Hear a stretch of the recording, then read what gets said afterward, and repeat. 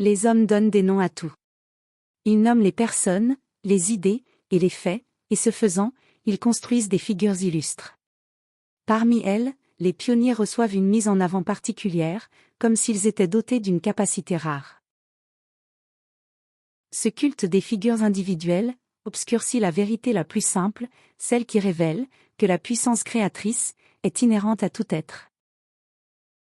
Ce que nous appelons création ou invention devrait être compris uniquement comme une découverte.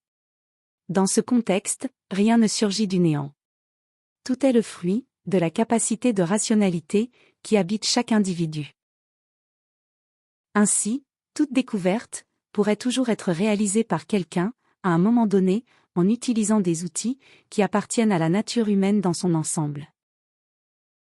On appelle génie celui qui révèle en premier ce que tous, en essence, pourraient révéler. Le génie, par conséquent, ne réside pas dans la possession d'un don exclusif, mais dans la circonstance d'avoir été le premier à rendre public une perception qui existait déjà en puissance.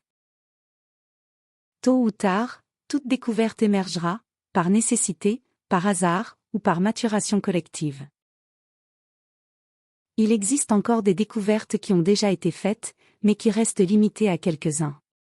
Parfois par manque de diffusion, d'autres fois par désintérêt, par priorités différentes, ou même par la nécessité délibérée de dissimulation. La connaissance ne se perd pas, elle semble seulement changer de main, d'époque et de finalité. Lorsqu'on comprend cela, l'illusion selon laquelle quelques-uns sont exceptionnels, tandis que le reste est ordinaire, se dissipe.